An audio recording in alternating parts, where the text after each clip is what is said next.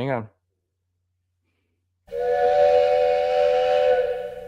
It's 5:00. Showtime, baby. If I can get to it.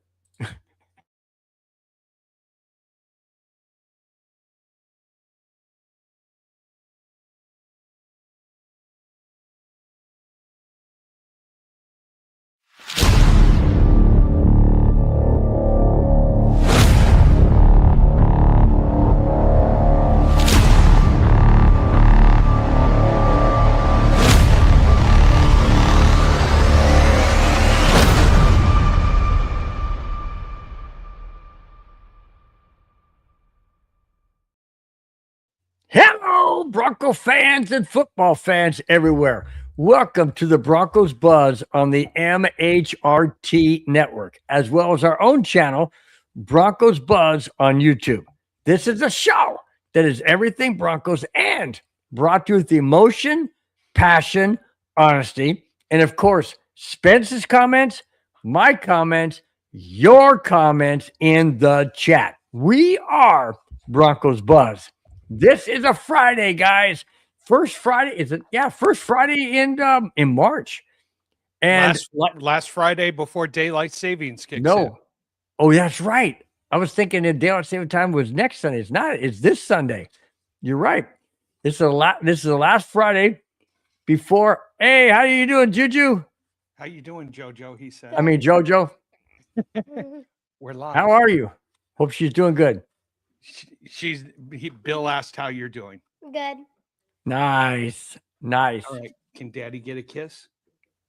All right.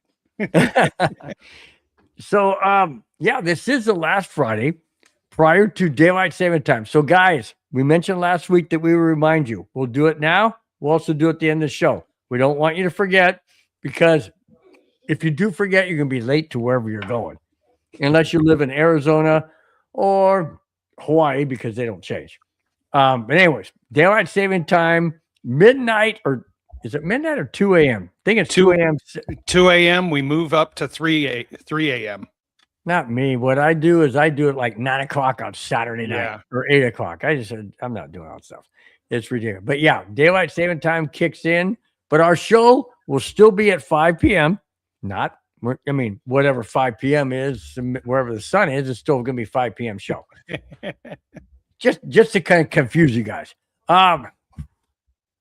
Crazy, man. Crazy way to start the Friday. But how was your day today? Was it windy where you were? Oh my gosh, the winds the winds have been howling, and it's so interesting. They were about 30 to 40 miles per hour and going through here in Santa Clarita and in the west side of Los Angeles when I went down to play volleyball.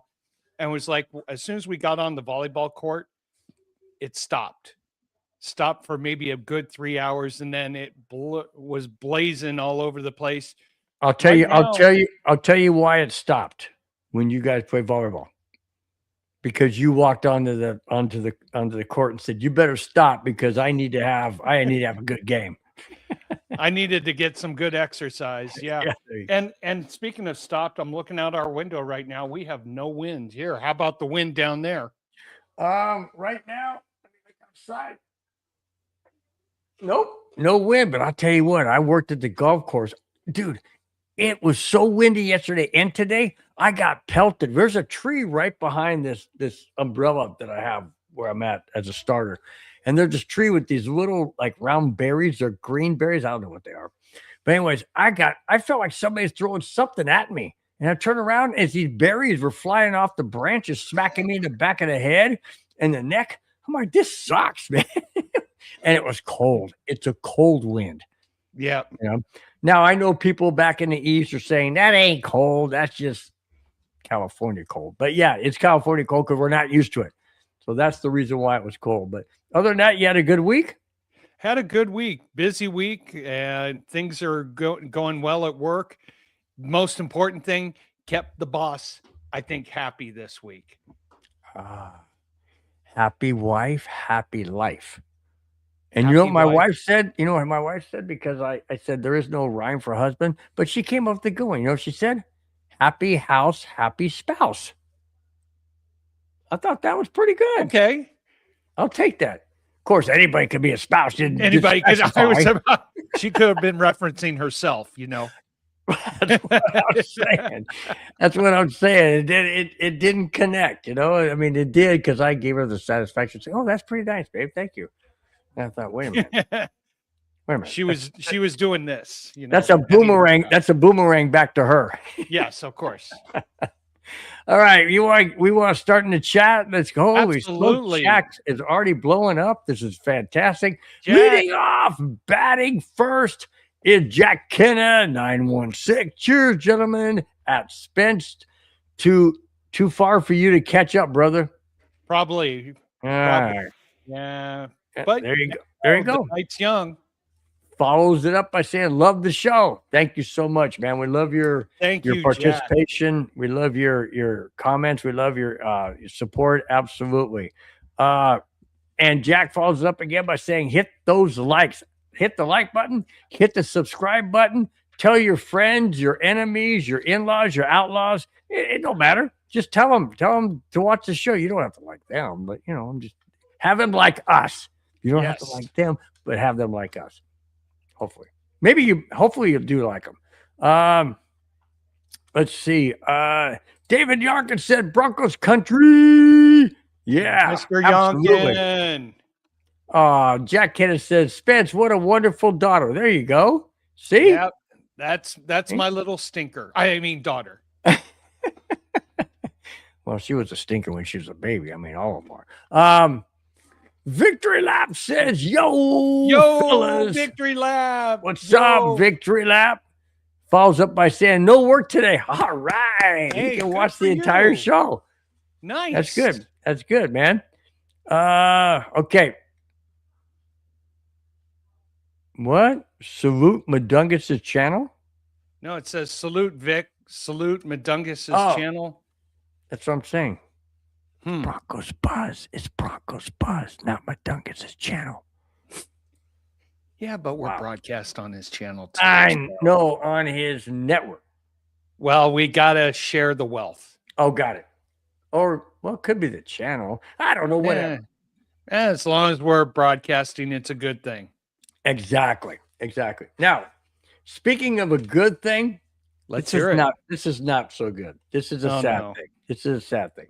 But I got to get the sad out of the way because those of you who are old enough who enjoy baseball, even though a lot of us don't like this particular side of baseball, I really admire this guy. Here it is.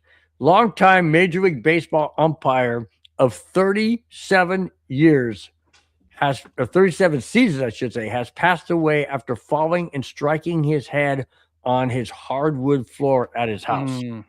Bruce Fremming suffered brain bleeding that doctors could not stop due to his blood thinners he had been taking for several years. He was 86 years old.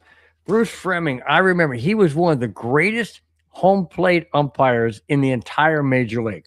He prided himself on being accurate, on being forthright, and being honest. If there was a dispute from a manager or a player or something, he would listen to him. He wouldn't immediately throw him out of the game. He would listen to him. He would listen to their argument. He would reason with them. Bruce Fremming was, if not in my lifetime, if not the greatest umpire I ever watched, he was definitely one of the top two. And the other one it escapes me, but Bruce Fremming will be severely missed. He retired from Major League Baseball several tour, I think maybe within the last 4 or 5 years, maybe longer. But this guy was absolutely a genuine umpire for Major League Baseball. The best, in my opinion. Bruce Fremming, whenever I heard he was calling a game, I knew it was going to be a fair and honest game. Bruce, I tip my hat to you, man. A sad way to end your life, and you will be definitely missed in Major League Baseball. And I would not be surprised, Spence, if the if Major League Baseball did not have a patch on every single player's uniform with Bruce Fleming's number or whatever number he wore, or BF. Not for what you guys think it means, but Bruce Fleming. So anyway, Spence, what do you think of that? No, and if there was ever you wanted to ever have integrity within the umpiring system, he was it. He was the moniker of that. And he would be honest. If he ever made a mistake, he would come out and say, I missed that, or I made that mistake. You know, we could go through the history of some of his worst mistakes, but we won't do that because this guy made a lot of excellent calls. But the thing is, and you emphasized it, he would listen. He wouldn't get in someone's face, scream and yell and fight. He would listen. And he would, there was one situation, and I can't remember the teams, but where he made a questionable call, then went and talked to another umpire. This is before the days of replay, and they changed the call and they got it right. The other manager came out screaming and yelling, but they got it right. And that's all you want in baseball is if you have to talk to someone, just get it right. Yep. You know, it's interesting you mentioned that he would correct it. It's almost like he was AI that they're introducing now before AI. Yep. You know what I mean? He was like, okay, hey, if I made a mistake, let's correct it. Let's make the game fair. Let's make it right. Bruce Fleming, absolute one of the best, if not the best, in my opinion. He was the best. What a very, very sad way to end. Show's over. Jack Cannon, why? What happened? Oh, Jack Cannon just pulled the tri-tip off the grill. Bill and Spence always welcome at the Cannon house. See ya. See ya. Bye. Show's over. Good night. Thanks for watching. Love your show. Oh, that's fantastic, man. Ooh, tri-tip. How long did you cook that for? Because I hear on the smoker, you got to cook it for about 12 hours or so. If he's on the grill, I'm wondering how long does he cook it? And is it the same length of time? Ooh. That's my thought. Now, do you like your tri-tip rare or medium rare? Ooh, I like it rare. I would say medium rare. I go for a medium rare. Yeah. I can't do too much rare. Yeah. Well, do you like your steaks rare? Medium rare. Really? How about your what's that one that's prime rib? Oh yeah. How about prime rib? Rare. There you go. And do you like horseradish? Oh. Not the real stuff. I will get a spoon. You don't do the creamy stuff. No, the creamy stuff's like mayonnaise. It's just the horseradish. I will dip my spoon into the real horseradish and do it straight like that. Yeah. No, you won't. Oh, yes, I will. No wonder your eyes don't pop out of your head when you do that. Doesn't your head just kind of like go? No, it clears the sinuses. Oh yeah, like a volcano. Amen. Quick, fast, in a hurry. No kidding. Holy smokes.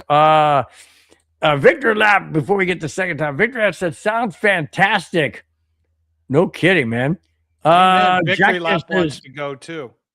There you go. Jack Ken says closer to rare, medium rare. Medium rare. Nice. Hey, Avalanche just scored. All right, 1-0 Colorado over Dallas. The reason why I wearing my Avalanche hat, reason why I got my tablet next to me, is because of this next topic. So basically, the Minnesota North Stars are trailing the Quebec Nordiques 1-0. Okay, you're right. Of yesteryear. Ooh, that was great. That was Cale Makar. All right, here we go. The Colorado Avalanche are bringing back a fan favorite and a member of the 2022 Stanley Cup Championship team.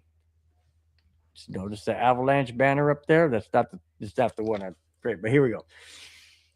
Nazem Kadri is being traded back to Colorado for a 2027 fourth rounder from Colorado, and the Avalanche will send forward Victor Olofsson, undrafted Max Curran, and 2028 first and a conditional 2027 second. How badly does Colorado want Nazem Kadri to come back? I'll tell you what, this guy right here, this hat, that game on. Now, Kadri's not playing tonight. Not playing tonight. The Avalanche play Sunday at home against the Minnesota Wild. No, tonight they're playing the Dallas Stars, Spence. There, you're right, Minnesota North Stars. There you go. But on Sunday they play the Minnesota Wild. I guarantee you, Nazem Kadri will be on the ice. That place is going to go nuclear. Nuclear. Oh, and on a footnote, before tonight's game, Avalanche are the first team this season to win 40 games, have only 10 losses, and 9 overtime losses. That's insane. And now we got Nazem Kadri. Oh, baby. Pumped. I am pumped. Thank goodness the Olympics are over because I'm ready for this, man. I'm ready for this. Spence, I know you're not an Avalanche fan, but how do you think this impacts the rest of the NHL? It's going to be very interesting. You guys are in a brutal division there with Minnesota, and Dallas fighting for the top spot. And don't forget about Nashville. I mean, they're sneaky tough. So it's three teams going for one spot there in the West. As for the Western Pacific Conference teams, I mean, Vegas is off. San Jose's okay. My Kings, I mean, why did we take Corey Perry? I mean, that destroyed everything about the Kings, and they fired their coach. It wasn't the coach's fault. It was the general manager who brought stuff in. And you know what? I'm done with this hockey stuff. Let's get back to Broncos football. Okay, but I do want to bring this in.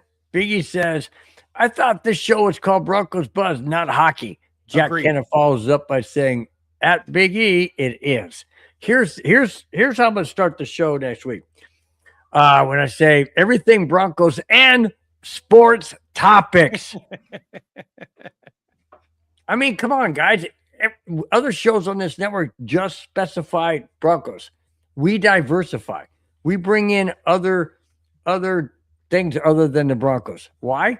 Because we're an equal opportunity with you people in the chat as fans of whatever sport. We bring in important things to talk about that impact the sports that we all watch. Not all of you may watch hockey. Maybe not all of you watch baseball, but we got a baseball topic. In fact, it's the Jackass of the week. But yeah, we are diversified. Oh, look at, speaking of diversified, he even has a co-host for him. Co-host. The secondary co-host. Oh, look at the little guy. He sees my dinner. He's like, "Oh, Daddy, can I go after it? Can look I go at after the little guy. You want my dinner, don't you? You want dinner." We diversify in our co-hosts also. Yep. Exactly. But hey, you know what? Everybody, let Bill have his moment. He's excited that his Avalanche are doing well. So let him have his moment. Well, not only that, Brando? Not only that, but it's a guy that I never wanted gone. I never want him to go, and he never wanted to go. Calgary, come on. 1 minute. Okay, back to football by popular demand. Main topic of the show is Pro Palcho gets extended. All Pro Palcho gets extended. Hi, Anna. How you doing? Hi. How you doing, kiddo? We're good. How are you? Good, good. You look good in pink, by the way.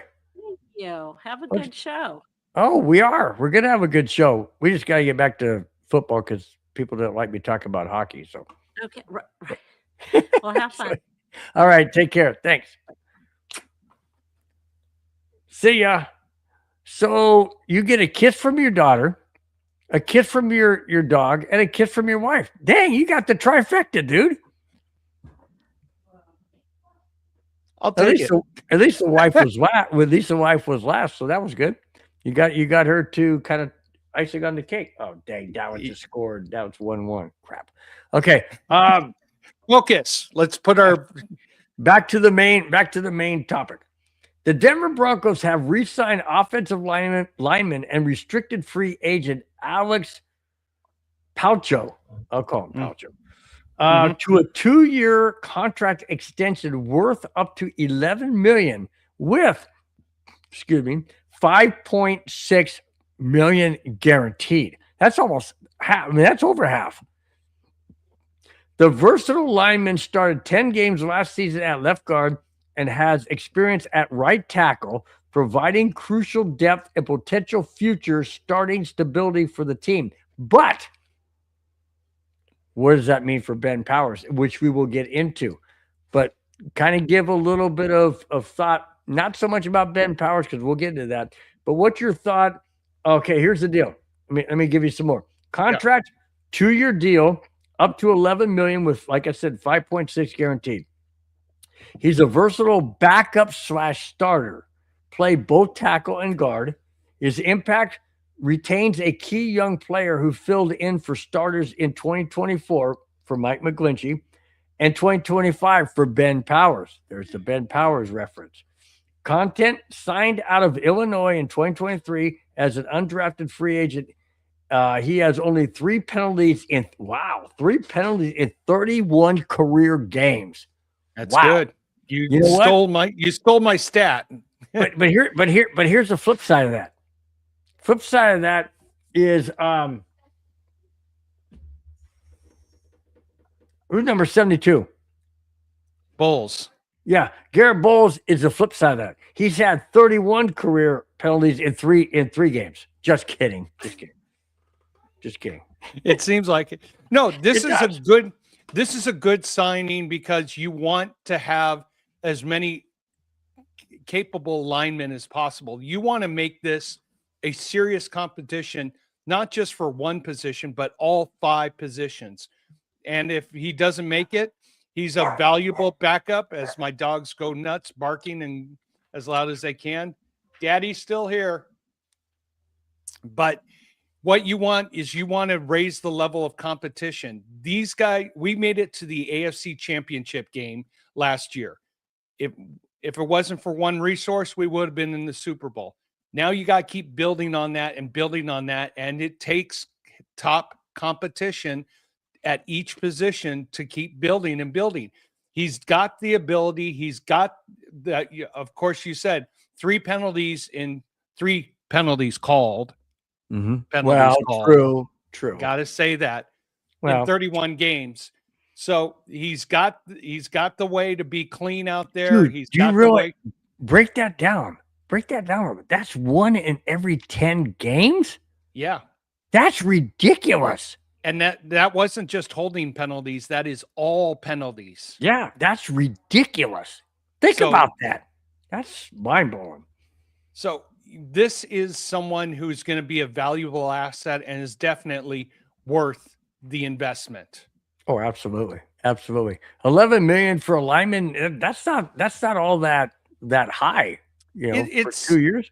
It's right about average. Yeah, I would think so. All right. 93 Navman. Navman? What is happening, man? Let's see. Jack Kenneth says, Spence, you and Blue are LA King fans. Who's Blue? Me? I'm not King fan. I don't know who Blue is. Oh, Blue. That's his friend. God, okay. Now it's 2-1, Dallas. I'm turning that off. Biggie Bronco says, all right, love you guys. Ask you a question. If you had one free agent out there, money wasn't a question, who would you want to sign? And it has to be a free agent. Linebacker from Tampa Bay. I'm flaking on his name right now, but I don't know if they re-signed him or not. But running back Walker from Seattle. He had 2 big runs in the Super Bowl. Doesn't matter. Our system is much different than that system. I know, but we have a better offensive line than Seattle does? That's true. I think we do, but I just right now I just see a little weakness in our linebackers, especially covering running backs and tight ends coming in down the field. So God, I had written down his name and I don't know where I had it. He was one of the top free agents and he got the highest ratings for coverage as a linebacker. All right, let me ask you this. And I know this is off topic, but it's kind of similar. Would you take Von Miller back? In a heartbeat. Oh, no, definitely in a heartbeat. So if he's a free agent, I say Von Miller over Walker. Well, the reason, and I've spoken about maybe, this. Maybe not over Walker. Oh, wait a minute. Hang on. Hold up. Hold the phones. Uh-oh. You're right. There it is. Whoa, there it is. Nabman, thank you so much. Thank you so much, Nabman. Easy question. Best record in AFC West next year, Raiders or Chiefs? Answer that one first. None of the above. Best record in AFC West next year. Best record in the AFC West. Denver Broncos. Okay. Chiefs seems in a reset mode. Profound thought. Yes or no?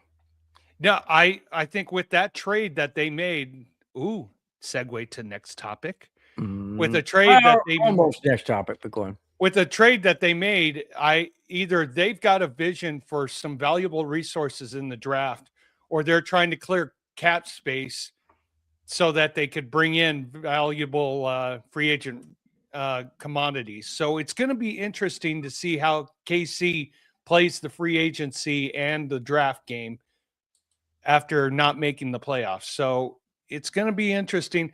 I'm still not sold unless they make some big wins in free agency and the draft. But Nabman, thank you for the tip. We really do appreciate it. Absolutely, Nabman. Thank you so very, very much, man. Really do appreciate you guys' support. No doubt about it. Paul Shatter says, I would rework Powers' contract, re-sign Stannard, and get a high-end rookie inside linebacker or defensive Bush free agent. Sign Algier running back and draft a running back. Sign likely tight end and draft a tight end. Dang, dude. I mean, here, take my spot, Paul. I was going to say, that is crazy. Microphone's yours, Paul. There you go. That's wild. Great analysis. Great analysis. I just don't know if that's gonna be possible. But I really don't. Still, hey, you can have wants and needs and dreams, and all bullet points on the board that you want to fill. Now it's just you got to get it done and keep it under the cap. Again, wait until the new NFL New Year starts and we know officially how much cap space we have. Then we can go out there and get people. Right. Going back to the hockey thing with Blue, says Bill, I told you if a hockey show, she being Blue, that's her nickname, knows more than both of us. Talking about she's a Kings fan. Yeah, I wouldn't be surprised. She's a great poet reader also. Oh, you know about her? Oh, yes, I do. Oh, wow. Cool. Yeah, I watched Nabman's shows. Nice. Great listening. Jack Cannon said Spence 93 Nav meant better record KC or Vegas. Oh.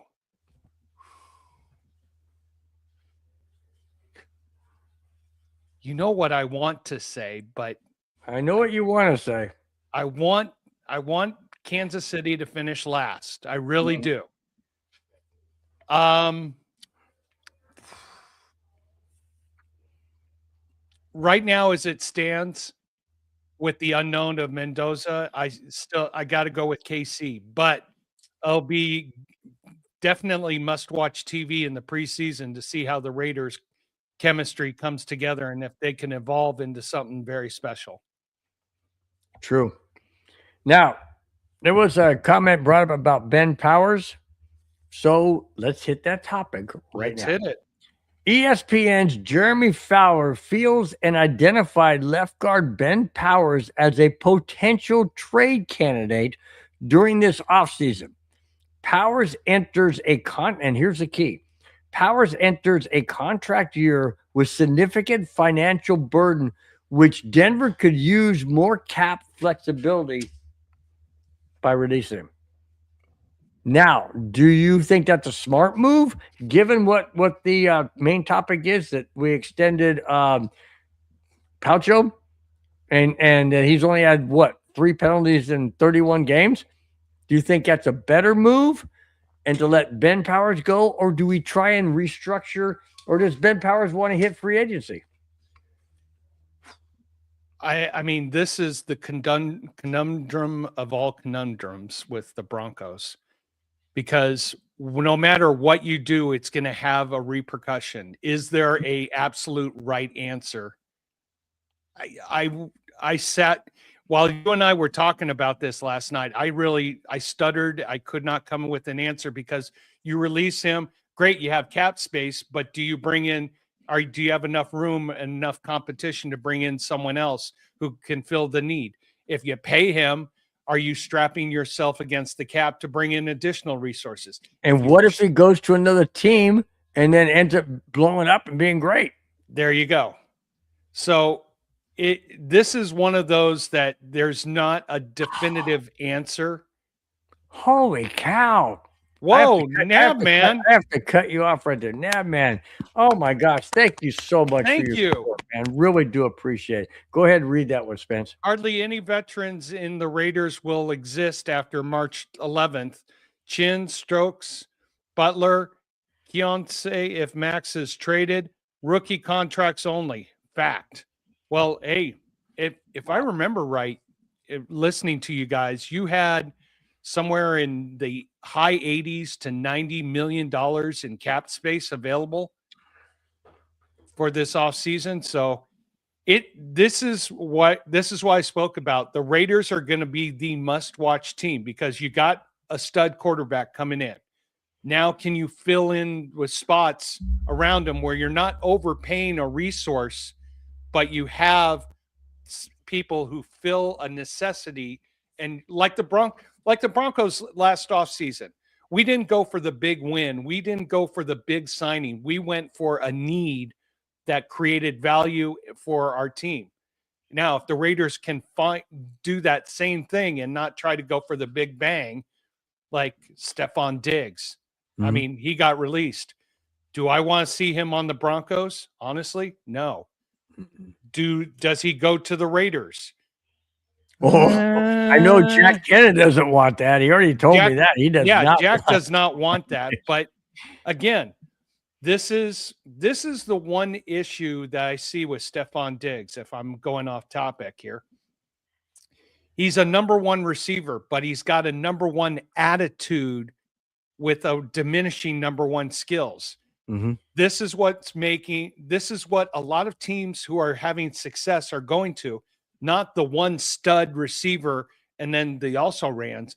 They're going to not the top tier receiver, but a plethora of receivers who fit the need and fill a necessity for a team. That's what I'm hoping that the Raiders will do. And looking at the chat here, everybody is against having Stephon Diggs.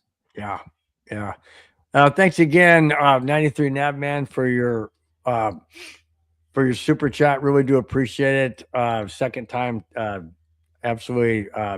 We don't take it for granted. We don't expect it, but we really do appreciate it. Thank you so much. Jack Kenneth says, honestly, I always want wins, but to regress for one more season, then stack for the Raiders. There you go.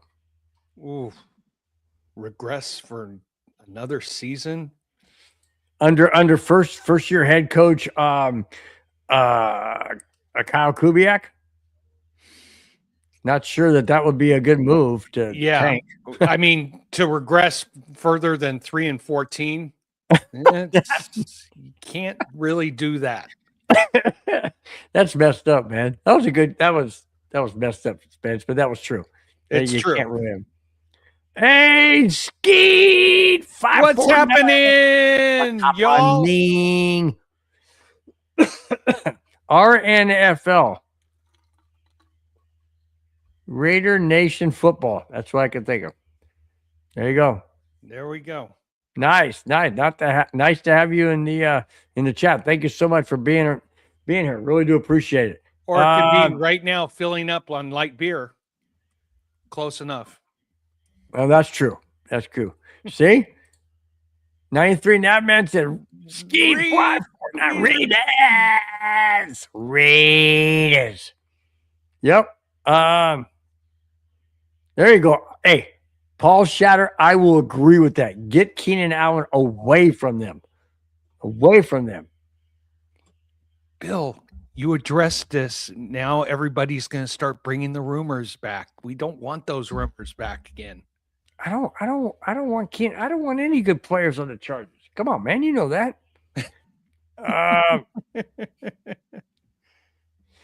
It's very, very true. Okay. Next topic. Bring it on. The Denver Broncos are not expected to keep John Franklin Myers. Denver put their interest towards Zach Allen and Nick Benito, leaving Myers on the outside looking in. Denver should receive compensation for Myers of a 4th or 5th round in the draft. Is that a mistake to let John Franklin Myers walk? Man, hold on. Hang on. Go, Navman. Jeez, thank you so much. Absolutely overwhelming, my friend. Overwhelming. Thank you. Gosh, thank you so much, man. Make no mistake. The Raiders are in a full rebuild mode. Those of us that get it, we get it. Raider Nation for Life stands for Raider Nation for Life. Devin Lloyd, need it. There you go.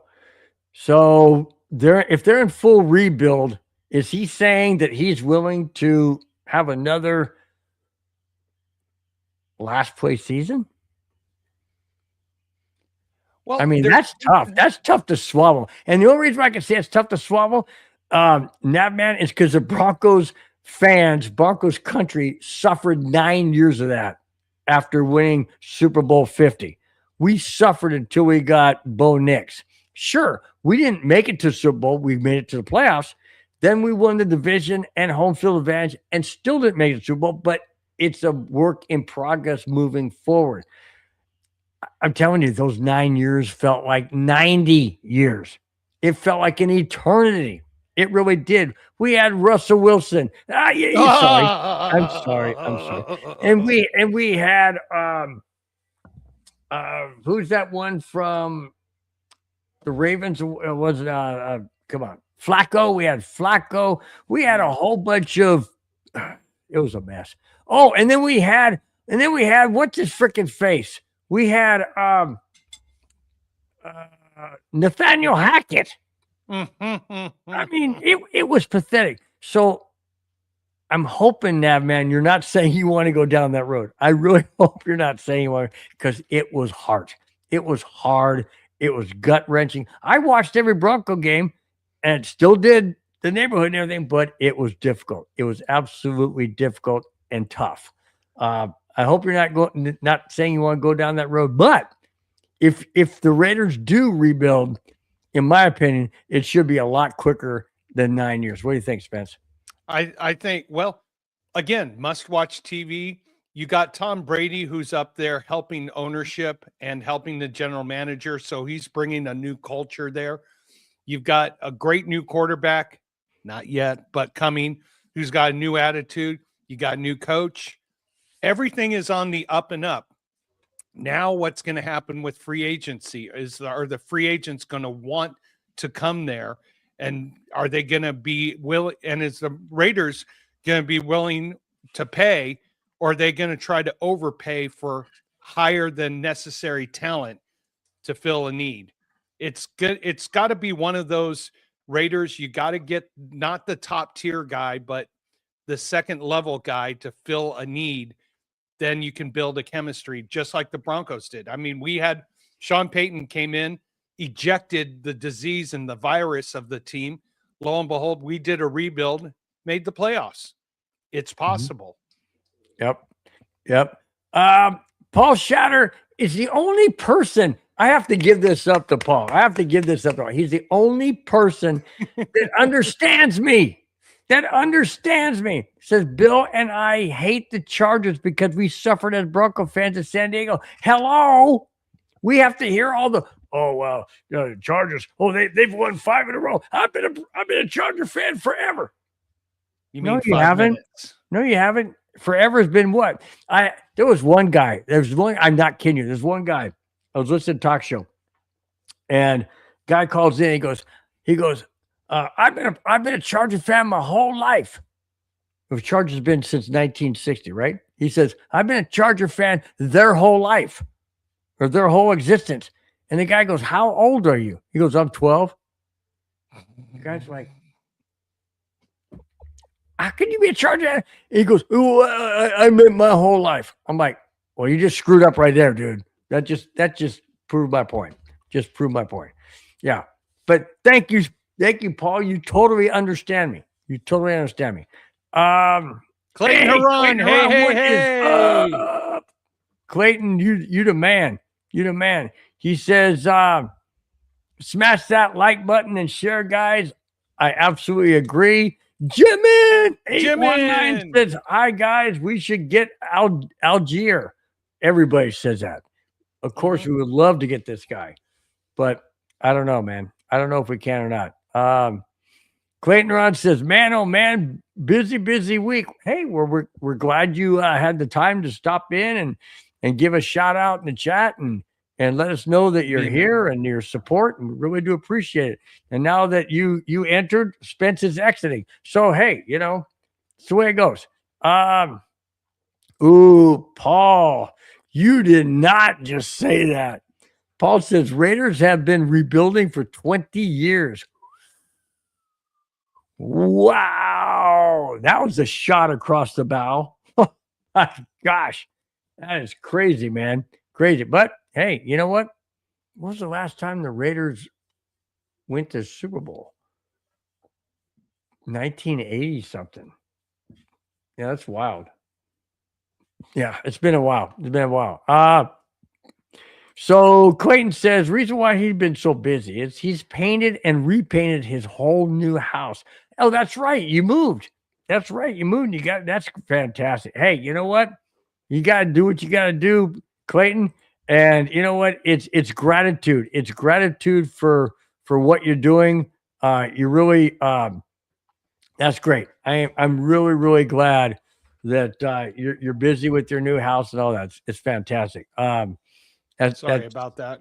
It's all good, man. It's all good. You got, like I was telling Clayton, you got to do what you got to do, Clayton says he's painted everything in his new house except the bathrooms. Now, are you going to paint the bathrooms blue and orange for Bronco colors? That would work. I'm glad you didn't say yellow. I wasn't going to say it. Yeah. Uh-oh. Navman says, I want it to be clear and strong. Defense is our primary concern in the draft. Mendoza, 15, is the next chapter on offense. Devin Lloyd in free agency will start the defensive rebuild. He was clear and strong. Do you agree with that? Oh, of course. Navman, he's all power. And look, hey, I root for everybody except for the KC Chiefs in the AFC West. I really want all four. No, you don't. You even said you want all four to make the playoffs. So you got to root for them. Yeah, that's where I root for them. I want all four to make the playoffs. So I want to see that. I want to see everybody succeed west of the Mississippi River. Once it gets to the playoffs, hey, it's all Broncos. Well, then you have to have some teams east of the Mississippi River. Says who? Well, true. You can play you can be the Rams, 49ers, Seahawks, Cowboys, Vikings, Lions. Oh, maybe not Lions. That's might be east. Whatever.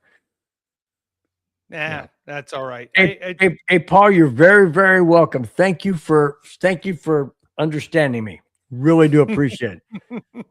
Because not a lot of people do. Not even my wife sometimes understand me. She says, "What are you talking about? I don't understand you." Oh, well, I'm glad you do, Paul. Thank you for having my back. Clayton's got thumbs up, thumbs up, thumbs up. Sweet. Yeah, no kidding, Paul. The most fair weather fans ever. Chokers. Big time. Big time. Agreed. See, Paul, I love you, man. You get me. You get me. I finally got somebody who understands me. Which makes it a lot easier. I know you understand me. The Love Boat. I know you understand me, Spence, but it's nice to hear somebody in the chat that's not saying, "Oh, you're just freaking no, I'm not." No, I'm not. I get you, dude. It's all good. I know. Paul, we're talking about him painting his whole house. Paul Shatter says, hire a painter next time. Yeah, well, it costs money and you already spent money on the house and this and that, it's tough. Okay, here we go. Clayton has a question. Go ahead and read it. We have 9 picks this year. Do you guys think we bundle up a package to move up in the draft? I would think if there's a commodity out there, yes. If there's a stud tight end or a stud linebacker or a stud running back that makes sense, then I say yes. Yeah, I would agree. I mean, but who are you going to package? That's the whole thing. I mean, who are you going to be willing? Because you draft picks are like the lottery. You fill out your scratcher, you put your numbers in, you're hoping you win. You go to the casino, you put your money in, you pull the slot, blah. You don't know. You don't know in the draft if it's gonna work out. Look at JJ McCarthy of the Vikings. Seriously? You talk about rolling the dice and hitting craps. I mean, literally, the guy can't stay on the field for more than 5 seconds. He says hike and he goes down. It's like, what the fudge? I mean, I'm sorry about that, Bobby. Bobby, my nephew, if you're watching, sorry about that, but it's the truth. You don't know. Is it worth packaging people and players that are decent and productive to take a shot to move up? I know, guys, we got Bo Nix, and that was a big gift from Minnesota because they took JJ McCarthy. That was a gift.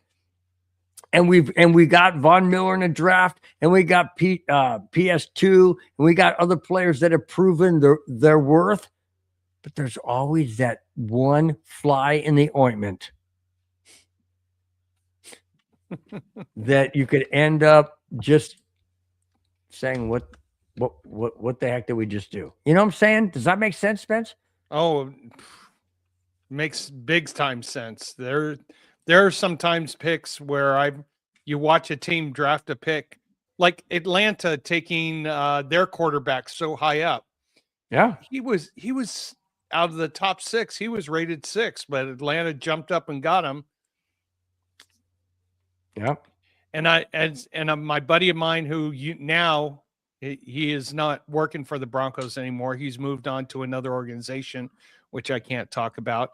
But he had told me they rated all the top 6 quarterbacks, and they had Bo Nix ranked number 2, and they didn't think he was going to get to them. And as Bo Nix kept falling, they were like, "Oh, please, please, please." Well, how about this one from Navman? What do you guys think of the Broncos getting defensive help? Is that what it is? DH? Defensive help in a 3-way trade involving the Ravens.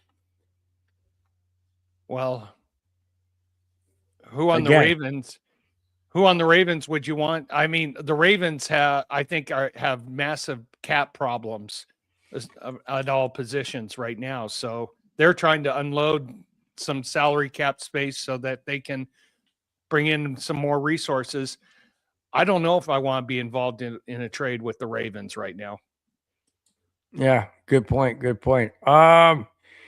Clayton says, okay, first off, everybody needs to know the Broncos are drafting 30th. 31st is the Patriots, and 32nd. And 32nd is a Seahawks. So we're drafting 30. So Clayton says, or trade back. Trade back into what? Second round? Yeah. And pick up a few, then move back up again. Who's going to want to pick 30th? Who's going to want to drop down to or maybe come from the second round to the first round? There you go. Okay. Come up and someone's coming up, we're coming down and getting more picks. I mean, it's the stock market here in the draft. So if you want my 30th pick, give me some little extra just to move up. Jack Kennedy said DH, and that man said, yeah, Derrick Henry. Oh, okay. Derrick Henry. Well, hello. I said defensive help. Hey, I'm just trying to figure out this hieroglyphic stuff, man. I mean, you gotta help us guys out, man. Gotta help us guys out. We're trying to read between the lines, or in this case, read between the two letters. I mean, the only way we're getting Derrick Henry out of Baltimore is with massive first-round draft picks for the next few years. Yeah, true. Good point.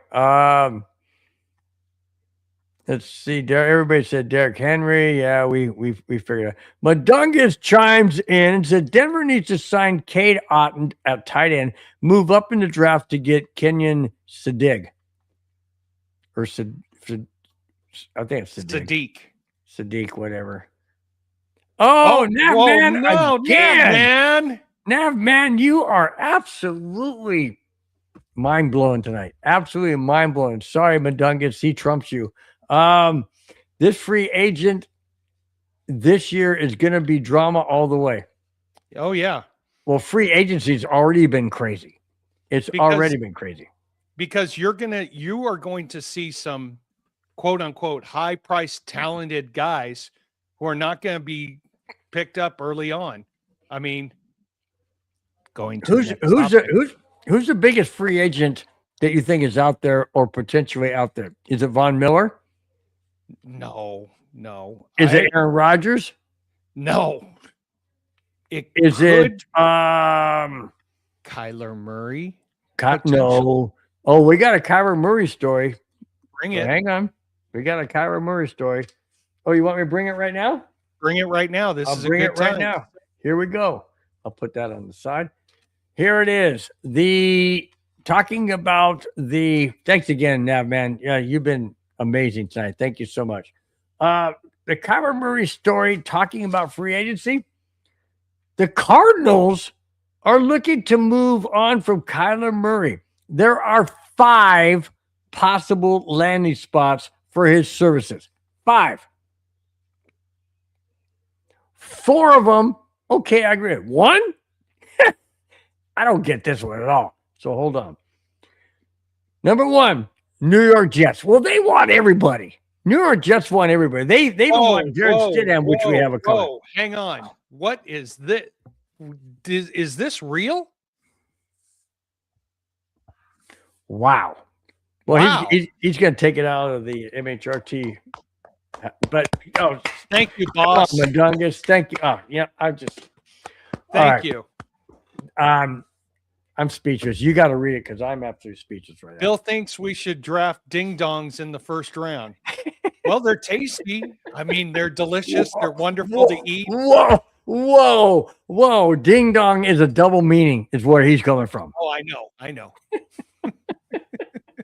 So when you say they're tasty and filled with, no, we're not going there. No, we're not going with what they're filled with. Da-dum-bum. Did I say that? Oh yeah, there we go. Hey, maybe I should put that on there. Here, let me do that. Let me see. Where is that one? Oh, here it is. Did I do that?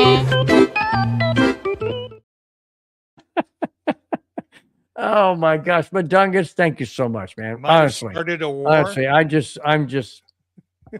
Thank you, Madungus. We really do appreciate it. Really do appreciate it. I'm just blown away, man. Thank you so much. What do you mean I might have just started a war? I don't know. Okay, going back. Okay, Kyler Murray. Number one spot, New York Jets. Really? Well, the Jets won everybody, and we got a topic on that. Hang on. We got to do this. Damn. Yeah. Madungus. I don't know why I can, but thank you, Madungus. Appreciate it. My gosh, man. Whew. I don't know. I'm blown away. Bill likes to add that extra little chocolate. For those of you who have not heard the ding dong story, I will have to bring. Okay, I'm gonna bring it up. I'm gonna bring it up. Okay. Oh boy, guys, strap your seatbelts in because I've only mentioned a couple times. I'm gonna do it again. Here we go. So years ago, my brother-in-law, who I won't mention his name, hasn't given me permission to on the show. So my brother-in-law and I were playing ping pong, and we were playing this game called Sink It, and we made it up, and now college. Anyways, it's a whole another thing. We could have been millionaires, but anyways, so we had a ping pong table. You put it. So we were playing ping pong, and we were having our glasses set off to the side. Well, he took a shot and hit the glass, and I said, "Hey, man, you hit the glass." He goes, "Yeah, that was a good shot, honey. You need to take a drink." I said, "Wait a minute. Why don't we make this a game? Put it in the center. You put yours in the center. The object gets to try and get it into the cup and call it Sink It." Make a long story short, I said I was tired. It was around 10:30. I said, "I'm tired. Hey, man, I'm going to bed. I can't do this anymore. I'm just done." He goes, Don't go to bed. Don't go to sleep." He goes, "You go to sleep, you're going to regret it." I said, "Yeah, whatever." I figured, what's he going to do? Paint my face or something with some makeup or I don't know. So I go to bed, wake up the next morning. My wife's laying next to me. And I wake up and I'm freaking out. I'm like, "Oh my crap, what the fudge?" Dude, I woke up. I thought I cracked the bed. He had shoved a ding dong. Oh my. Whoa, ding, ding, ding. I mean my butt. And I get up and I'm like, "What the fuck? What the?" And my wife goes, she goes, "That smells like chocolate." I'm like, What? And I'm like, No. So I jump in the shower. It's a freaking ding dong. He called me up later that day and goes, "Hey, did you find anything different when you woke up?" I say, "Yeah." He goes, "Told you not to fall asleep." There's a story. So that's the ding dong story. So now everybody knows. Again, thanks to Madungus for bringing that in. Thank you so much for bringing it in. Thank you, Madungus. It was worth reciting again. Yeah, that freaked me out, dude. That freaked me out. He's laughing. He's laughing again. Oh my gosh. Jack Kenneth says MHRT versus MHRT. Oh my gosh. Look at Madungus goes, "Oh my goodness, no." Yeah, you brought it up. I said it. Now it's out there again. Madungus says, "I didn't think about those super chats, so now I'm regretting it." Hey, when you bring up a super chat, we're going to take it to whatever level you bring it. No, you bring any super chat goes to the front of the line. Yep. Oh my gosh. Let's see. Let's see. Let's see. Okay.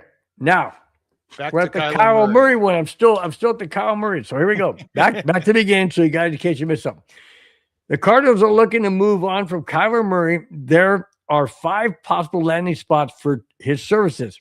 Number 1, New York Jets. Number 2, who do you think, Spence? AFC. Tennessee. No. They wear orange. Not the Broncos. No. Another orange. In the middle of the country. Not the Kansas City Chiefs. Well, more east.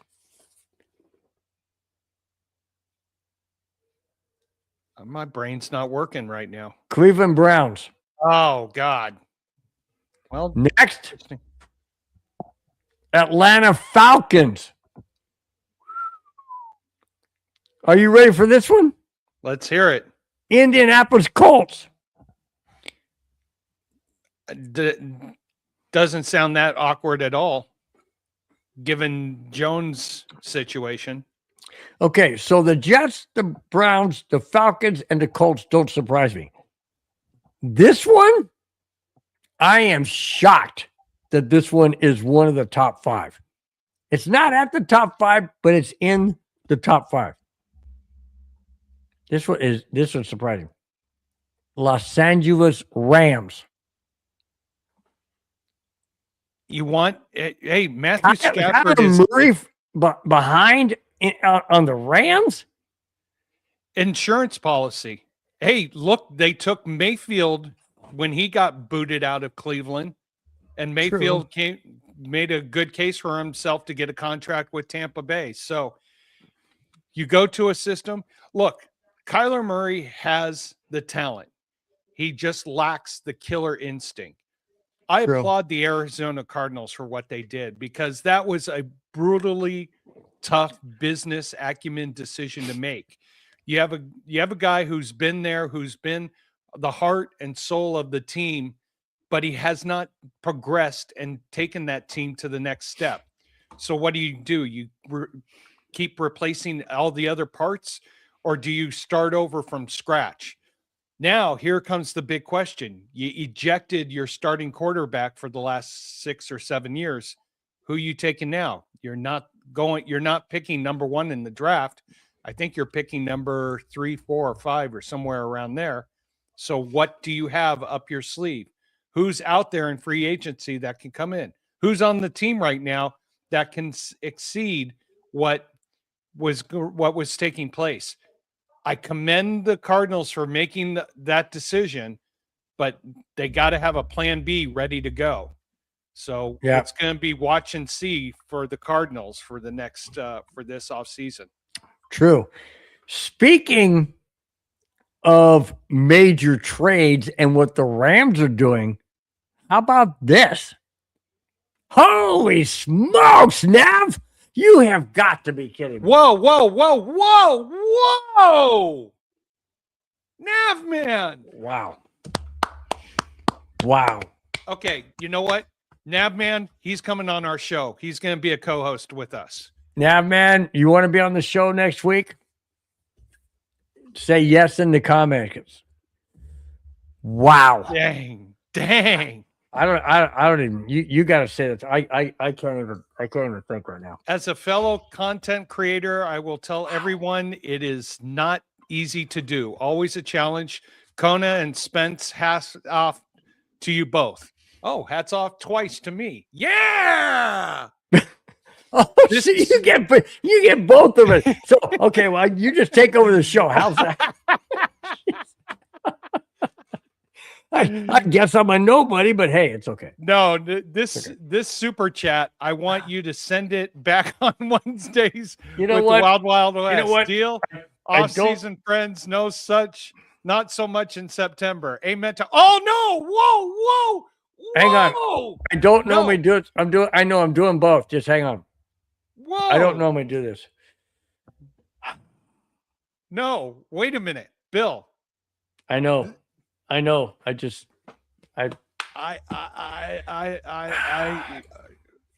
right, wow. let's go back to the first one, because we got to talk about this real quick. We'll get the Douglas. Hang on, get back to this one. Wow. As a fellow content creator, I will tell everyone it is not easy to do. Always a challenge. Kona and Spence, or Kona and Bill, whatever. Doesn't matter. Hats off to you both. This super chat, I want you to send it back on Wednesdays with Wild Wild West. We will deal off-season friends, not so much in September. Yeah, absolutely. We will definitely give you back the love that you gave us. I don't know, Spence. I'm beyond appreciative, Nav man. Thank you so much for everything. Really do appreciate it. Love what you contribute both on the network and with your other podcast. Yep. if you're not a Raiders fan, go listen to these guys, the way they talk. They have a passion about the Raiders that you will not see on any other broadcast. And I jump into their Raider Shield program. Yes, I'm promoting it because we're here to help each other. So guys, got to go jump in and listen to their show. Nav man, I salute you. Mundungus, I don't know what to say, dude. I don't know what to say. I know you're saying that it's a competition stuff, but you know what? I'll tell you what. I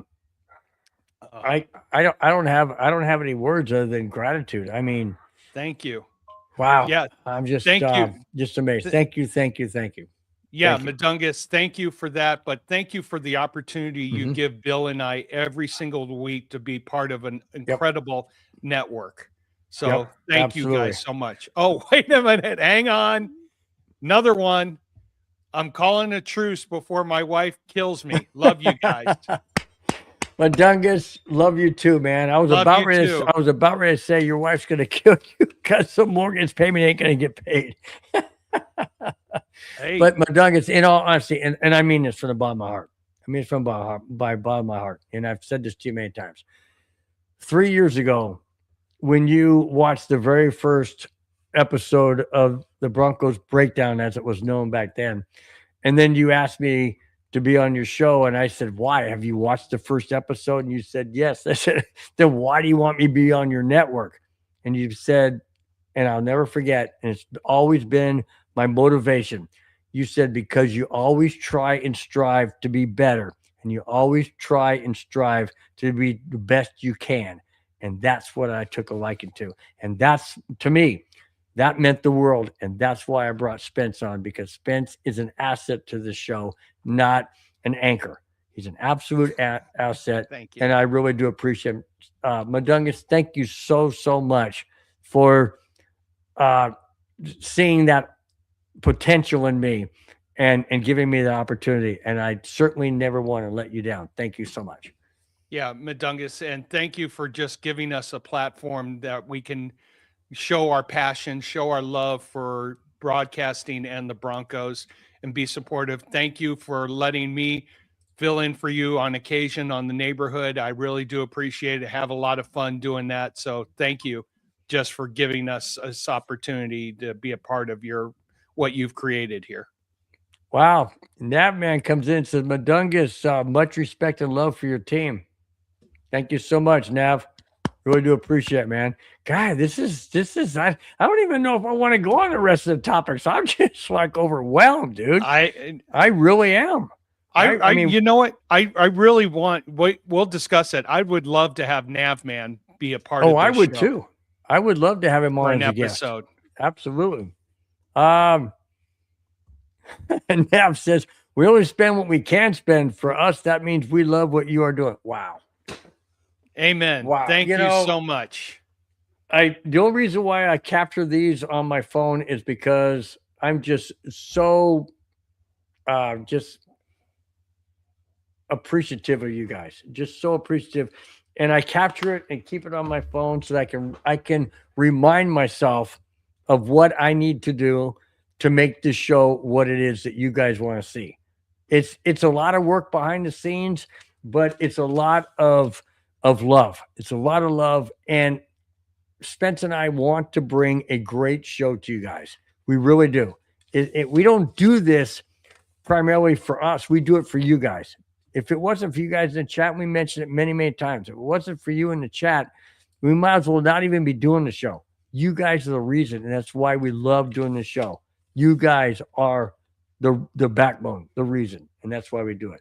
All right. Yeah, and as I've said many a times, while Bill and I are the lead voices here, we're all just on a huge couch in a sports bar talking back and forth to each other. So please keep the comments coming, because we try to integrate them as much as we can to get everybody's comments into this show. So thank you guys so much for being a part of this show, because without you, we do not succeed. It's a group effort, everybody here. Yep, there you go. Look at Jack Kenneth says, I know Bill Spence and Nav. I can help you set it up, meaning have him come on. Thank you. Yeah, we'll talk to Mike as well and get it set up. All right. Kansas City Chiefs are helping out the Rams. What the heck is that about? Well, Kansas City Chiefs have traded star cornerback Trent McDuffie to the Rams for multiple draft picks. You talk about fleecing the Rams. Listen to this. For multiple draft picks. Those picks going to the Chiefs are 2026 first round, 2026 fifth round, 2026 sixth round, 2027 third round per NFL Network. Holy crap. Is McDuffie worth 3 picks? First round? I mean, in this year's draft, first, fifth, and sixth, and then a third in next year's draft? Is McDuffie that instrumental to the Rams' success? Well, think about this. The Rams' first round pick is almost like a second round pick. I mean, they're picking 29th. So it's a late first rounder, early second rounder. Yeah, but still. But he's got a good contract that makes sense, and he's one of the top 5 cornerbacks in the NFL. And so sometimes you got to overpay to get quality onto your team. He fits the needs. The Rams have cap space. They can bring him in here. Kansas City needs draft picks. They need to rebuild. So I see it as a win-win from both sides. And his contract, McDuffie's contract, is not that imposing on a salary cap. So I think this was a shocker to probably McDuffie, because he thought he was going to be a Kansas Cityan for a long time. But I say this, it's a win-win for both teams, depending on who Kansas City drafts. True. Madunga says he's in the top 3. Oh, top 3. Okay. Well, okay. You got it. The name of the game is, this has become such an offensive game. Look at the teams that were in the Final Four. They all had prominent defenses. The Rams, Seattle, New England, and the Broncos. Their defenses were just as prominent, in fact, if not more prominent than their offensive. And if you have a defense that can stop an offense, there you go. And Victory Lap, I think you brought in the very best comment there. Rams don't care about the picks. They want quality and are willing to ship off picks. I mean, again, it's a late first round, second round pick, a third round next year. Okay, a fifth and a sixth, which are almost like a sixth and a seventh, judging on when they're drafting. So I think fair value for both sides, but it depends on who Kansas City can draft with that 30th or 29th pick. How about this? Because of the ACL, Madunga says, I don't think Mahomes makes it back until game 5, or at least isn't fully back to normal to game 5. Well, he's going to need some game time to really test that ACL. And he won't be able to play. He won't be able to play in preseason. No, he cannot. He is. Well, there you go. Well, it's going to be interesting, because coming back from an ACL, and if I think I'm right, it was an ACL and MCL. Yep. So let me ask you this question real quick before you comment or further on that. This is a big if Mahomes cannot come back to the level he was, are the Chiefs done? For the next season or maybe 2, yes. Okay. Wow. Because look at the games where he didn't play. They played a game against us, didn't look great. They got 10 points against us. Went and played the Raiders, only got 10 points against the Raiders. Yeah, you're going from the top of the playing field with quarterbacks to a backup who is not proven. Yeah, they're in big trouble. Good point. Ooh, Navman made a good point. He said clearly the Chiefs shop their cornerbacks when they're done with their rookie contracts. Wow. That means that they Yep. only want to keep them for what, 4 years and then say, see ya? They don't want to spend the money. They don't want to keep good quality cornerbacks. That would be okay. Now I'm not putting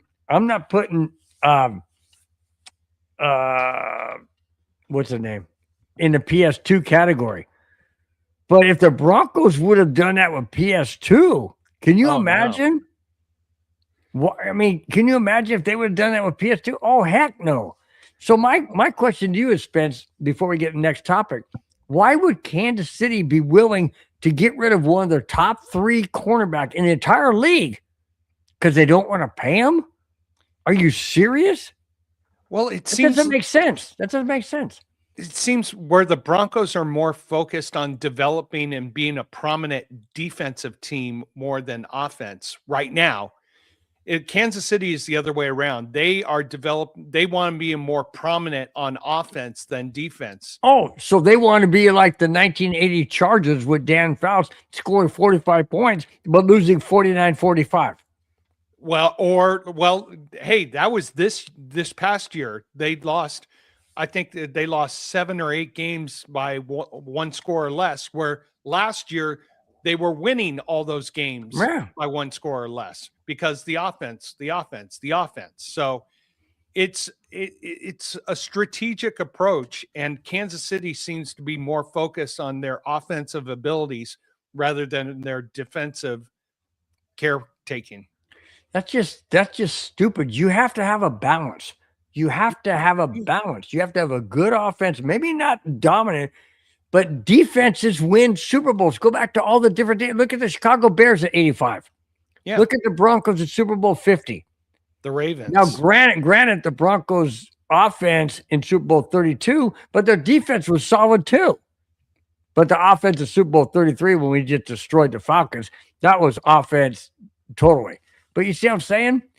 Yep. Chiefs are on a reset. They know that Pat will not be fully healthy. Well, it just seems weird that they're just collapsing. I mean, last year was the beginning of the downfall, but it just seems very strange to me that they're just like pulling the plug. It just could they just be pulling the plug on the 2026 season, gathering picks to try to come back in 2027, knowing that Mahomes is not going to be at full health? Ooh, so if Mahomes doesn't come back 100% like he was, do the Chiefs then draft in 2027 a quarterback?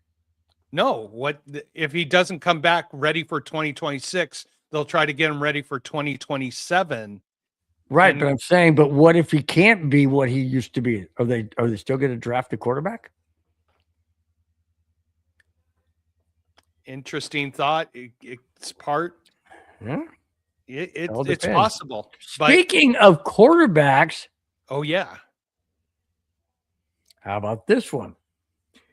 Broncos backup quarterback Jared Stidham is being talked about from many teams interested in trading for him. Those teams are, ironically, the New York Jets. Of course. The Miami Dolphins and the Arizona Cardinals. However, would the Broncos even consider trading Stidham, who is a quality backup in Denver and proved it last year? My question is this. Speaking of the Patrick Mahomes, if Denver retains Stidham and keeps him, because we all know that Peyton loves him, and he's a good quality backup, even though he had troubles in the playoff game, but still, he's a good quality backup. Do you think that let's say Mahomes isn't the same in 27? Stidham's on the Broncos in 26. He's a free agent in 27. Do you think the Chiefs would pick him up? I would say right now, if let's do over under. Mm-hmm. Someone like Arizona comes to the Broncos and say, "We'll give you a 3rd round pick for Stidham." Would you take it? I know. From what team? Arizona Cardinals. So you're picking very early 3rd round. Not 3rd. 2nd round? I doubt you would get a 2nd round pick for him. You're not going to get a 2nd round. But Stidham is a quality. I don't know. That's like juggling. It's juggling. That's what you got to figure. If he's trade bait out there and he's an asset that someone wants, you're the general manager of the Broncos. Okay, what are you expecting to receive? Okay, well, let me go back to the teams real quick. You got the Jets not going anywhere. They're losers. Dolphins, not playoff contenders. And Cardinals, yeah, right. And now you got a backup quarterback where he could win a ring if the Broncos make it to Super Bowl and win it. Why wouldn't you stay with the Broncos? But the problem of it is it's not his control. It's talked about trade. And I know he doesn't want to go anywhere. He's already stated he loves being in Denver. But does Denver love him enough to not make a trade? See what I'm saying? And by the way, I didn't bring it up earlier, but now that it's brought up, I completely forgot. Geno Smith was released by the Raiders. Yep. Where does he go? Jets? Well, it's interesting. Cardinals? Dolphins? There's some rumors being spread that he's going to Denver. No, he's not going to Denver. In the chat. I know, but he's not going to. He's not going to Denver. Now, man, he's not going to Denver. Because there's no way I'd want that guy. I mean, no freaking way I want that guy. Yeah, it just never been a fan of Geno, even though he succeeded in Seattle. But Seattle, but that was years ago, and Spence, we all succeeded when we were younger. We did. You succeeded in that game show. Well, hey, dumb luck. And you were younger. You succeeded when you married your wife, and you were younger. I was in my mid-40s when I married my wife. You're still younger than you are now. Mentally, yes. Physically, no. My wife cracks me up. She'll sit there and she'll go, you get all excited and do crazy. She goes, "What are you 15?" I said, "No, I'm acting more like 17." But yeah, I'm in my teen years. Yeah, I run around with our puppy and everything, and she's like, "You're just crazy." Why did the Buffalo Bills? Why are they so upset that we beat them in the playoffs and they fleece our former coaches? Now they're getting help on the offensive side. They're so upset that we beat them in the playoffs. They're trying to make sure we don't do that again. Here we go. Chicago Bears are trading wide receiver DJ Moore to the Buffalo Bills, according to ESPN's Adam Schefter. The Bears will receive a 2026 second, while the Bills will get a 2026 fifth along with Moore.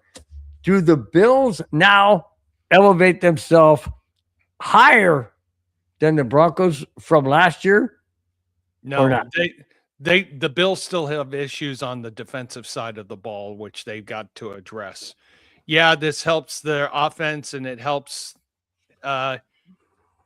secure a good commodity, but they've got problems that they have to resolve on the defensive side first and foremost before they can start taking the next step.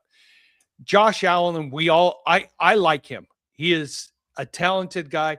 In some ways and shape and form, I don't know if everybody in the chat feels this way. There's a part of you that kind of roots for Buffalo. Whoa! Time out. McDungan just said Max Crosby was just traded to the Ravens.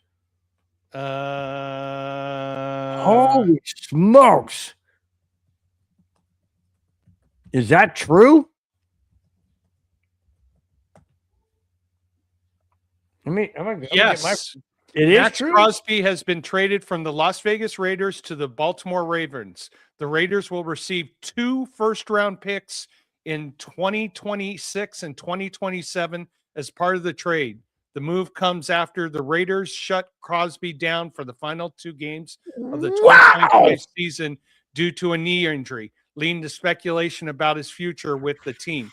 Crosby is expected to be a key addition for the Ravens as they look to rebuild their defense. The Raiders get 2 first-round picks. So where's that coming from? I just did a search right now. Is it on ESPN or NFL Network or? Well, let's see. Good gosh! Everybody's got it. Wow. Let's see. I want to know what Navman and Raider Jack think of that. Holy cow! I would love to get them in here right now and chatting. Good gosh! Yeah, Navman just said, "Told you." Wow, that is insane. Yep, Jack Cannon just said Max traded for a bag of chips. No, he wouldn't trade to the Chargers. Get out of here. Wow. Damn it. Or Navman, you called it last night. Good call. Amen to that. That is crazy. I mean, it's crazy, but this whole night's been crazy if you think about it, Spence. This whole night's been crazy. But think about this. The Raiders get 2 first-round draft picks. They clear up a lot of cap space. Yeah, but they only get 1 first round this year. 1 this year, 1 next year. So they're going to have 2 first-round draft picks. But if Baltimore goes deep in the playoffs, this could be a late first round. Well, let's see. NFL draft. There you go. Skeet549 said, thanks for all your hard work, Matt's going to miss you, brother. Yep. Yeah, that was a shock, dude. I did not see that coming. Not to the Ravens. The Ravens are picking 14th this year. Oh, my gosh. Gabriel Landeskog just took a puck between the legs up high. Moon River. No, not the moon, the other side. I know. The front side. Oh, that was bad. That was bad. Madunga says, now the Raiders don't have a quarterback, an O-line, or a defense. Wow. That's a shot across the bow. All right. Speaking of offense, we're breaking news on this show here, Bill. Absolutely, man. We bring it. Hey, whatever comes up, we I love this show. Fridays is always a lot of stuff going on. Davis Webb, who will be calling the Broncos offense this coming season, called the offensive plays for the Broncos' second preseason last year. The offense without Bo Nix put up the following stats. Tell me if you think Davis Webb is reliable to call the offense. Listen to this. I know it's preseason. I know it's not against the number ones. Doesn't matter. It's still quality stats. Here it is. Excuse me. Here it is. Total yards, 562. Passing yards, 395.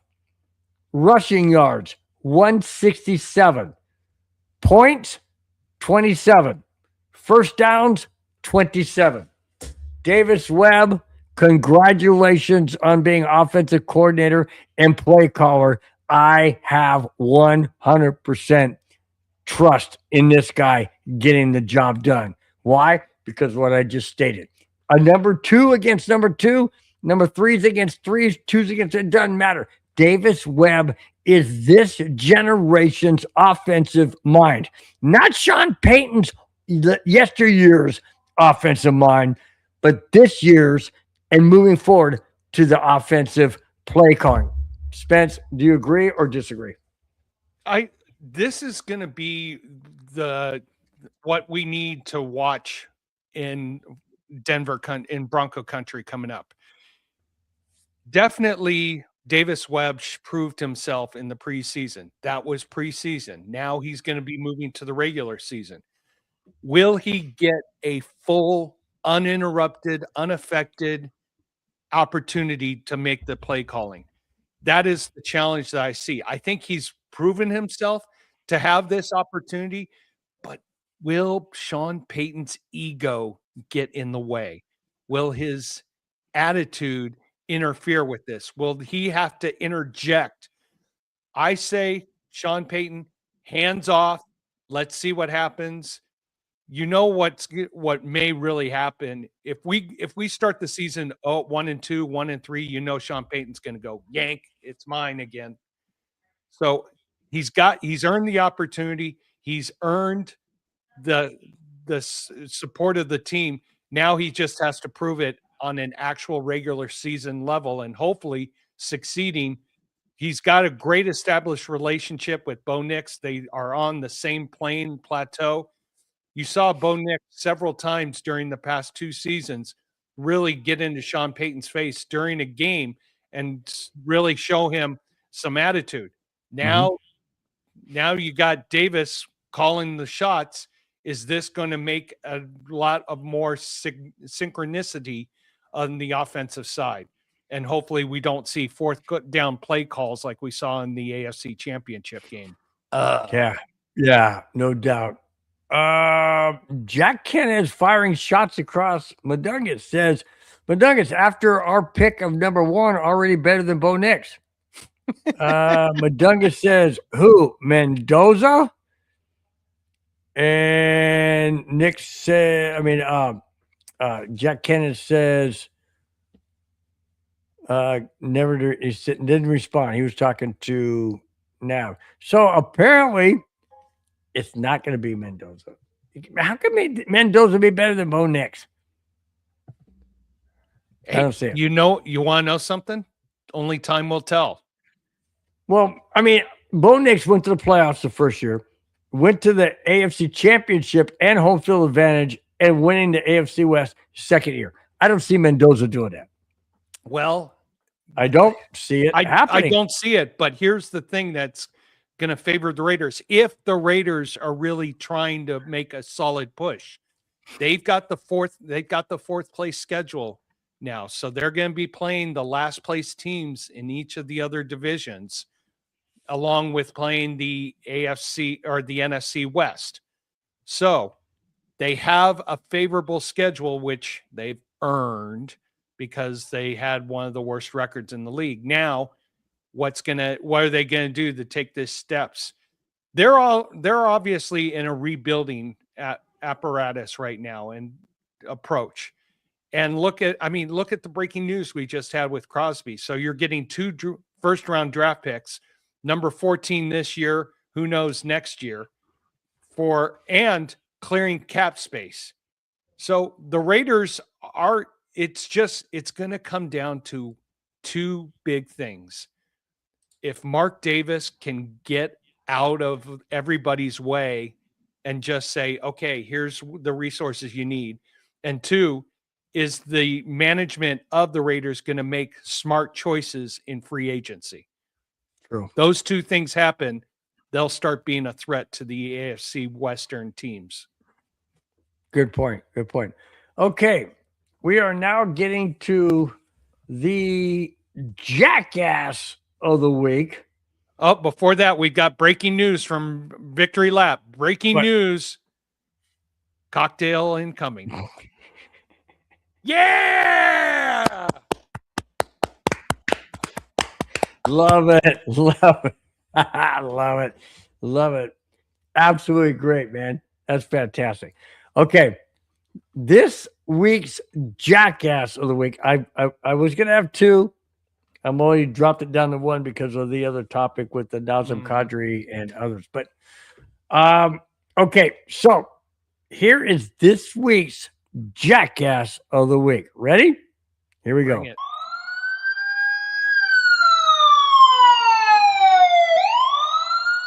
You suck, you jackass.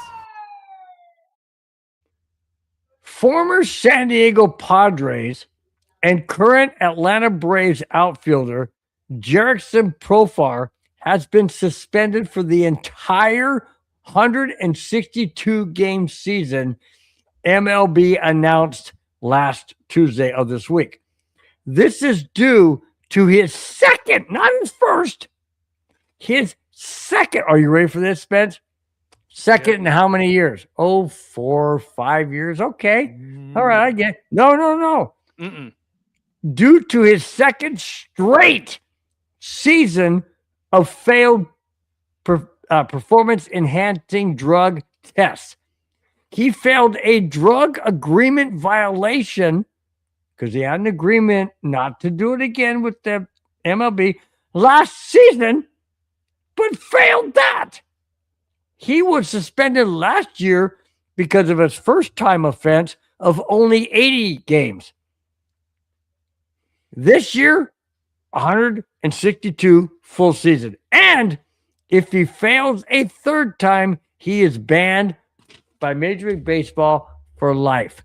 This guy was an up-and-coming great player in baseball for the Padres. I went and watched him when I would go to the Padre Cub game in San Diego. He was a great outfielder and just had a remarkable talent.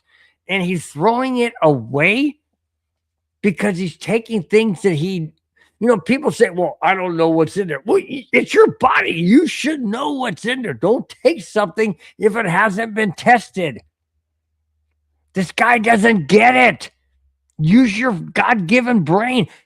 Why are you throwing your great career away? Do you know how many people, my grandson loves playing baseball. He would love to be a professional athlete, professional baseball player. These guys are a minority of all those kids out there that would love to be in their shoes. And you're throwing it away for not a first time, a second straight year, Spence. How come these guys are so freaking stupid? Because they will do anything to get back on the field. I'll bet you this was the situation. He went to a friend of a friend who knew a friend who said, oh yeah, I've got this stuff that it won't be detected by any test. I swear to God, my man.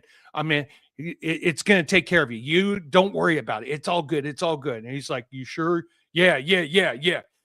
I can beat any test. But doesn't that put up red flags when somebody's like, come on, man. I know. Come on. It's like a drug dealer. A drug dealer goes, come on, man. It ain't going to hurt you. Come on, man. This is good stuff. Come on. Yeah, man, you're going to feel good. Come on. You know what I'm saying? That to me, if somebody said that to me, I would go, whoa, time out. You and me who have rational thoughts of mind, when you're on top of the world and you get knocked down, you'll do anything to get back up there. Cheating, dishonesty, violating rules, whatever. And he thought he was going to take a shortcut to get back to the top of the major leagues. He's now got 2 strikes on him and basically make it 3 strikes because no general manager is going to want to touch this guy. I mean, you think about this. You bring on to your team a guy who's been suspended twice for drugs, steroids, or any kind of enhancement drugs. And what do you think you're telling your fan base? It's okay to bring him in. Yeah. His career's done. He's not, no one's going to be touching him. Good point. On the heels of that baseball topic, we'll exit out of this and we'll check out the chat and then we'll get right into the next on the heels of a baseball one. It's connected. So we'll get right to it. Here we go. You suck, you jackass. Hey, Kyle, how you doing? Crosby is out of the AFC West.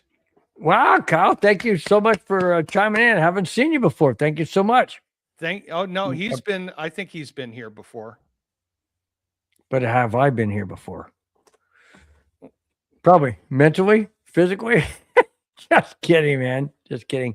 On the heels of a baseball topic, I want your thoughts on this, right? The Denver Broncos main owner of the ownership group is none other than Rob Walton, who quietly bought a minority stake in the Arizona Diamondbacks 2 years ago. Hold on. It gets better. It is stated that he can't vote or have a place in the meetings, but his share is 10% stake at a $2 billion franchise valuation. Wow. His share is $2 billion worth. Walton has no decision making nor involvement in any of the operations. Holy smokes.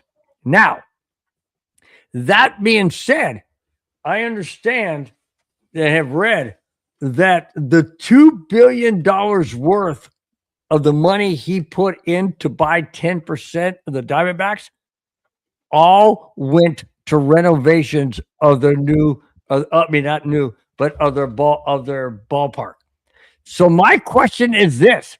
Yes, it's legal to own an NFL franchise and have a share in another franchise in another league. A la Stan Kroenke owns the Rams and he owns the Avalanche and he owns the Nuggets. He can do that because they're all different organizations. Right. Rob Walton is not wrong in a 10% share of the Diamondbacks. But my question is this. His $2 million was allocated when they asked him if he would be willing to be a share owner of $2 million. That $2 million went to renovate their ballpark. What do you think of that when the Colorado Rockies are right in his backyard as owner of the Denver Broncos? And was this done before he owned the Broncos or after he owned the Broncos? I mean, why spending your money on the Arizona Diamondbacks? The Colorado Rockies are a mess. Sell your ownership interest. Haven't you said that? Haven't you said, why don't you buy the Rockies?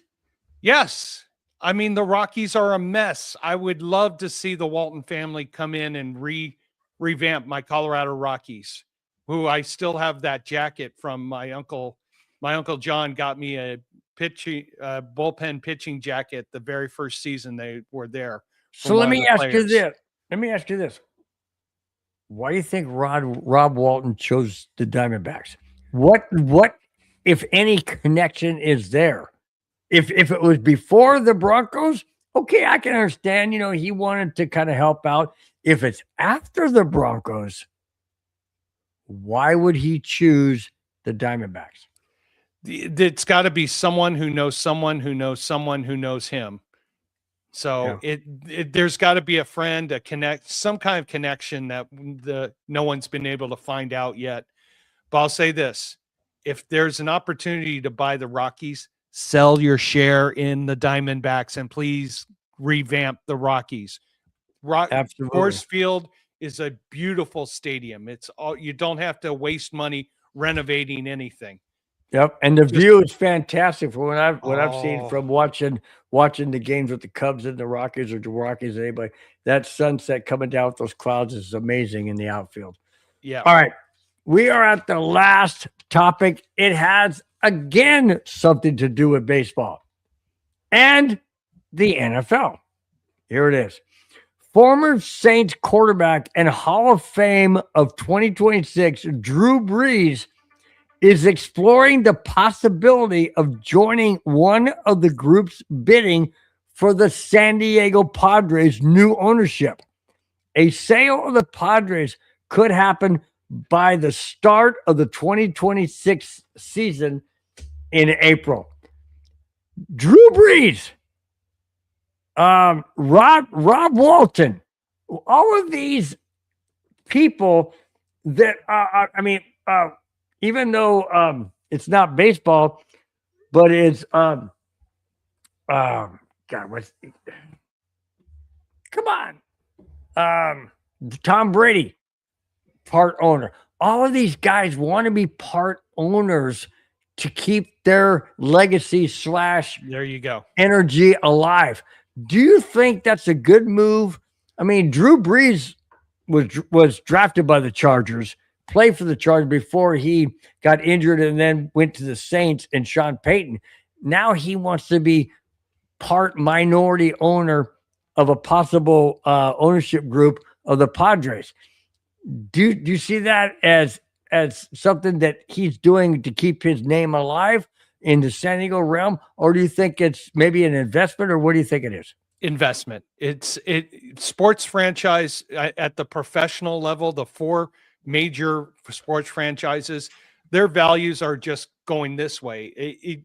Unless some owner does ridiculous things to devalue the team, it's not going to happen. So he's taking his money, he's investing it wisely, getting some experience, getting some knowledge, bringing some knowledge, even though it's a different sport from a management perspective. So he's all Drew Brees is doing is trying to take care of his family and have an investment for them to enjoy later on in life. All right, let me ask you a question. You're older than Drew Brees. I'm older than you and Drew Brees.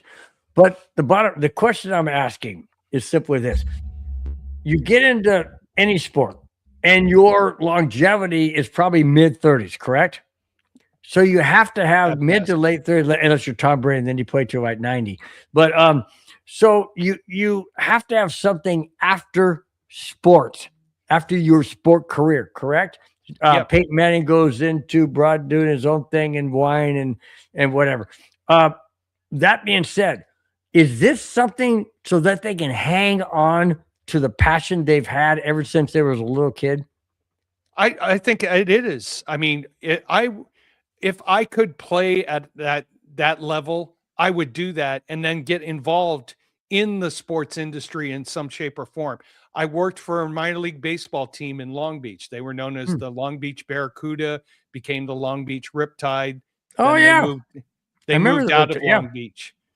I was their ticket manager for 2 years. Loved it, enjoyed it, wanted to keep going. Actually went down to Palm Springs shortly after that to try to get involved in the golf business.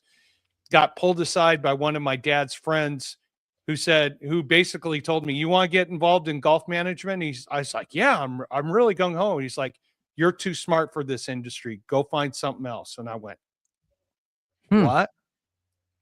Wow. Good thing he pushed me in a different direction, but I have a passion for the sports industry. And if I had an extra 50 million on me, yeah, sure. Would I invest? So you already got 50 million. So you're what, an extra 50? I had 50 million because in the time we've been talking, my wife spent it all. Wow. I hope she's not listening.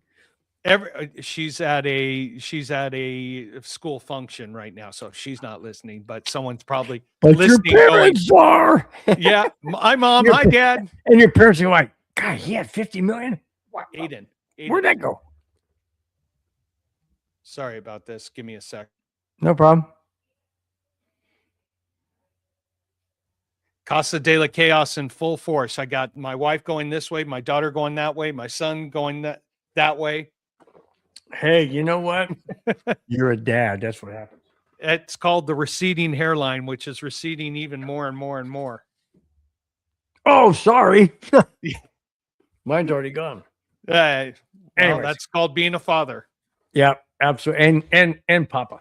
All right. Amen. So the Avalanche, just to wrap this show up, the Avalanche are losing 4-3 to Dallas. Second intermission. Boo.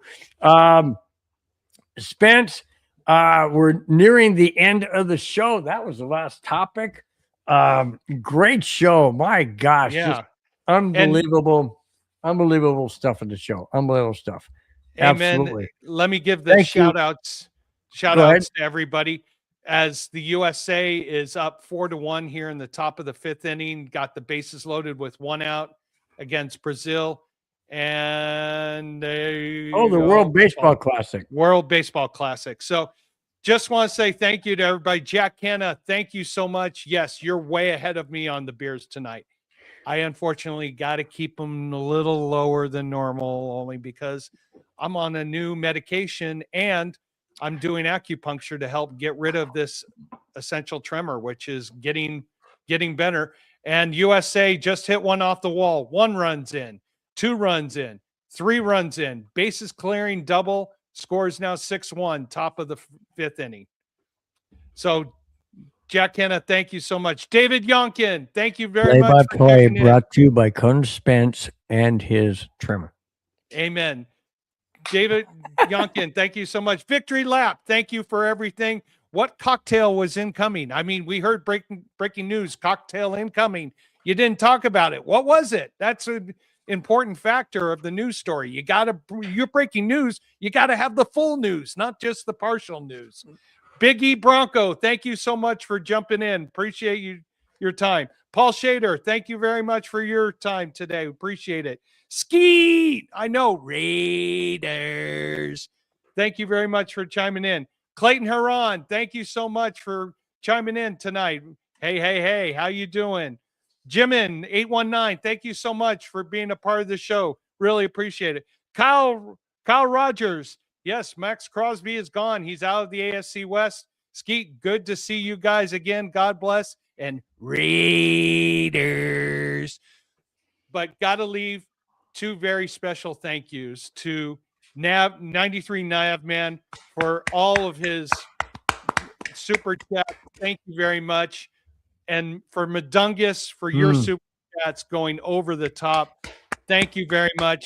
My wife is already picking out all the things she's going to be spending that super chat on, because I'm not going to see a cent of it. It goes straight from my pocket, through my pocket, into her wallet, and out the door, quick, fast, and in a hurry. Bill, take us home. Guys, I cannot thank Nav and Madunga more than what's already been said. You guys overwhelmed. Appreciate your generosity. Thank you so much. The show is we love doing the show. It's our passion, and when we get support like that we don't even expect, and we don't even take it for granted, it is an absolute generosity from your heart. Thank you guys so very, very much. Until next Friday, guys, have a fantastic weekend. Enjoy the Baseball Classic if you're into baseball. If you're not, then watch something else. It's okay. Go Kings, go. Exactly. Enjoy the weekend wherever you may be, guys. Don't forget to turn your clocks forward tomorrow sometime, or else you're going to be late.